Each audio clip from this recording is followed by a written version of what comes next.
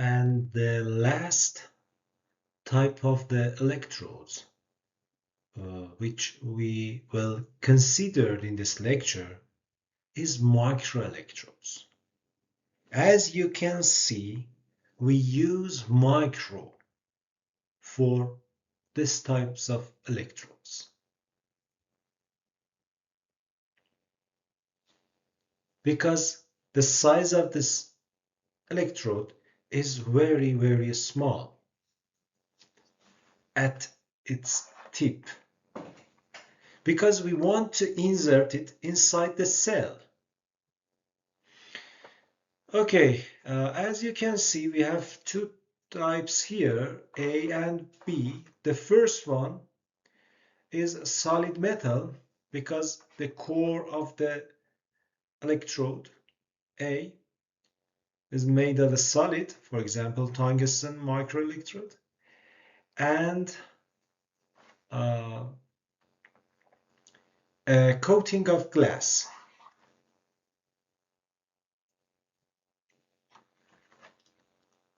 Coating of glass is for two main reasons.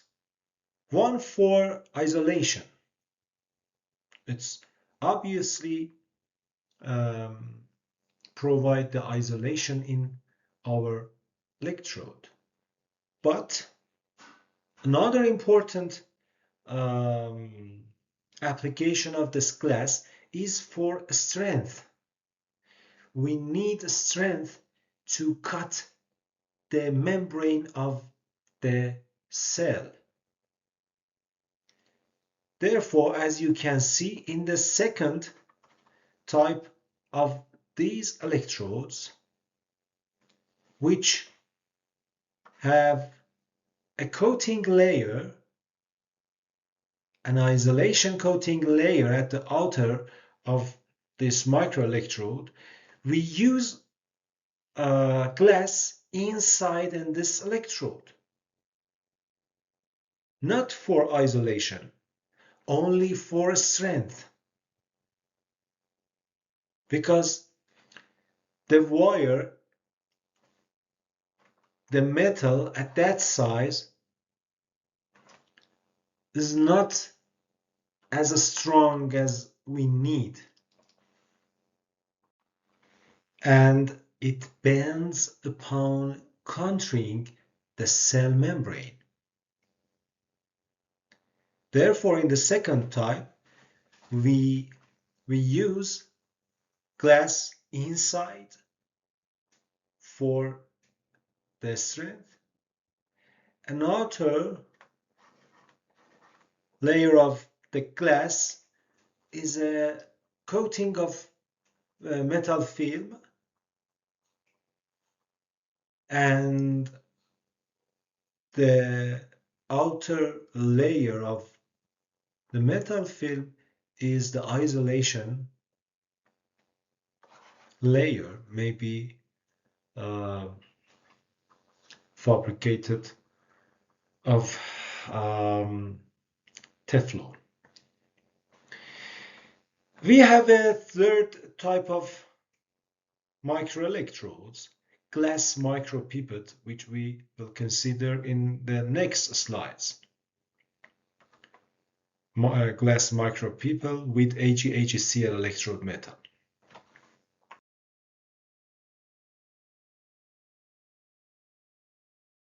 As I mentioned before, modeling the interaction between a tool with the tissue is important part of fabrication. Therefore, researchers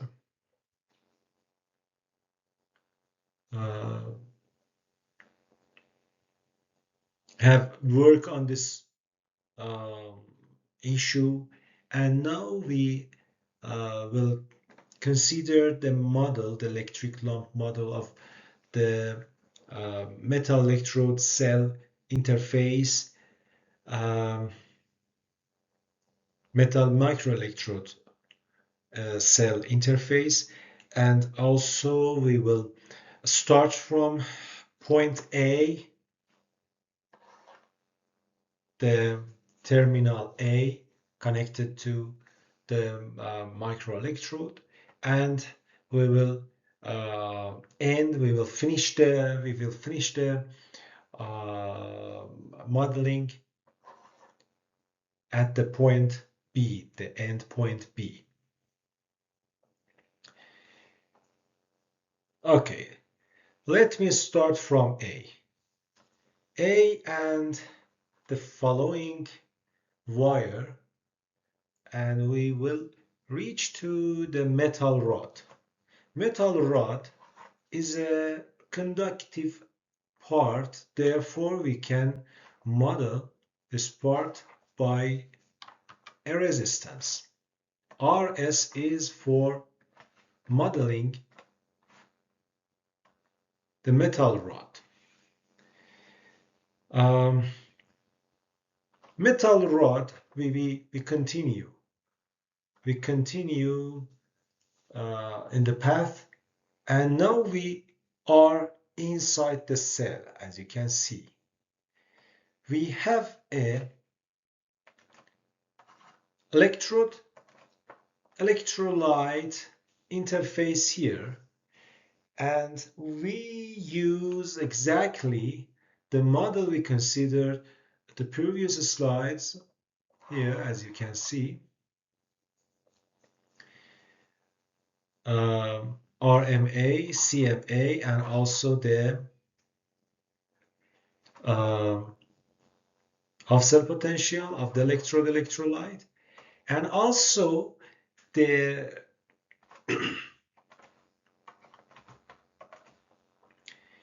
impedance of the cytoplasm inside the cell will model with RI, intracellular.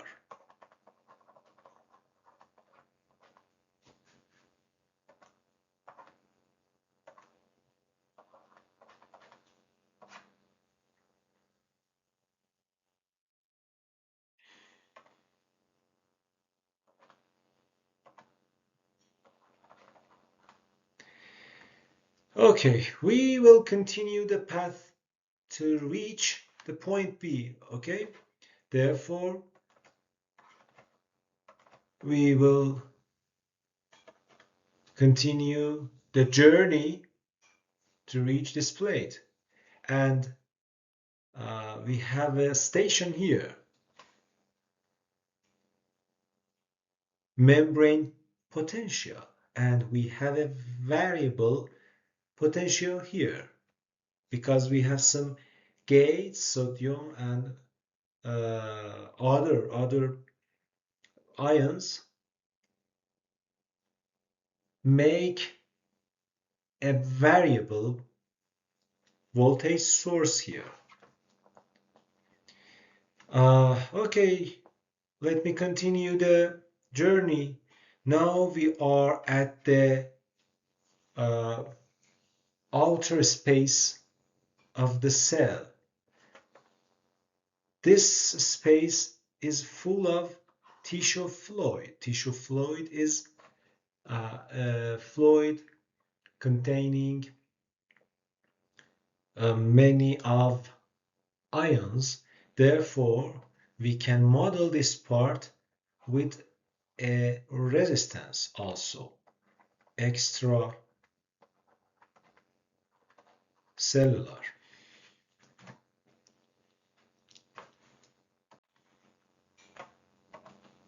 Also, we need another L here. Okay.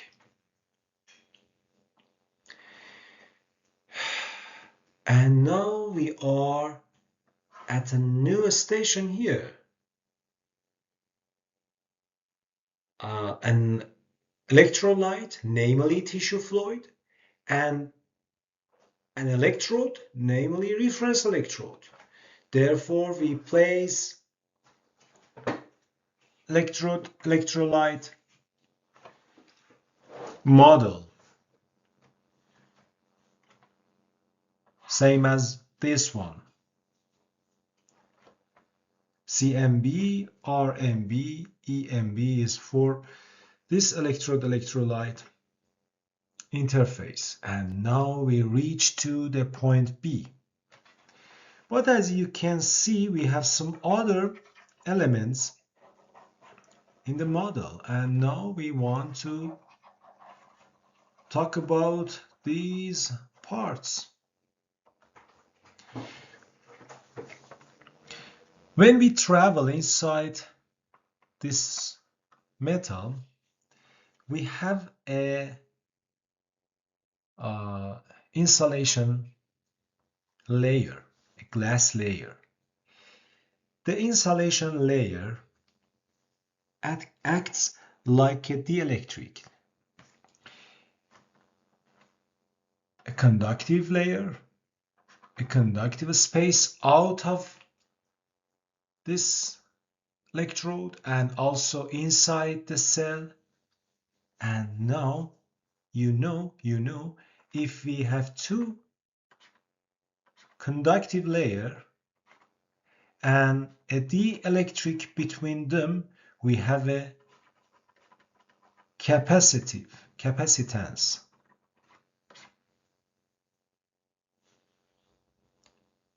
We have a capacitive behavior, not a real capacitance.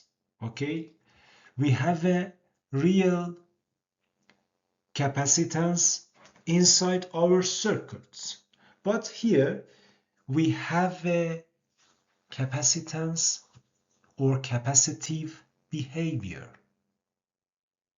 Okay, we have two parts of capacitance here. One part is between this metal rod and the outer tissue fluid, and we model this part with CD2, and the other part is inside the cell between the metal rod and the cytoplasm of the cell, and we model this part by CDI. And the last element, CW, is related to the wires and the space between them. I repeat it. If we have two conductive layer, one and the second, and a dielectric or insulation layer between these two conductive layers, we have a capacitive behavior. Therefore, we can model this situation with CW.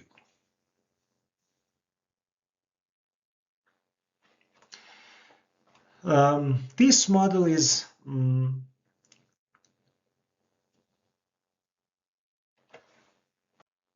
almost complex.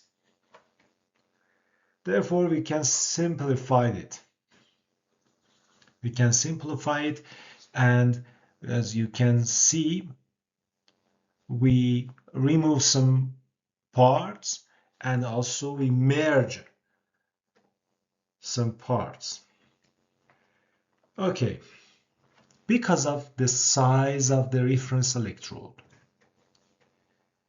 the impedance of this electrode are small. Therefore, we can remove the parts related to the reference electrode. But the size of the tip of the microelectrode is so small, therefore we should preserve this part.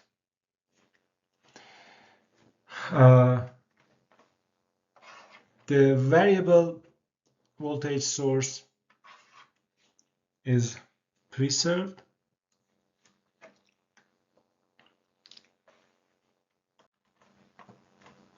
and also the half cell potentials of the models of two reference electrodes are preserved too. I emphasize, I repeat that we remove only the impedance of the electrode also.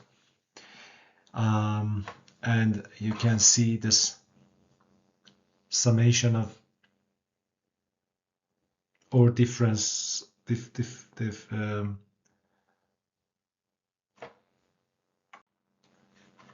differences the difference between these two voltages are placed as E, and also two high CD2 and CDI will merge together as CD, and this CD will add to CW as a single capacitance. We can use it. Now we have a simplified model, and we can use this model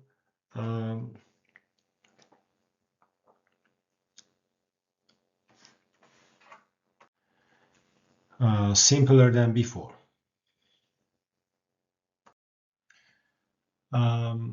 In this slide, we only repeat the elements and their related parts, and you can read it yourself.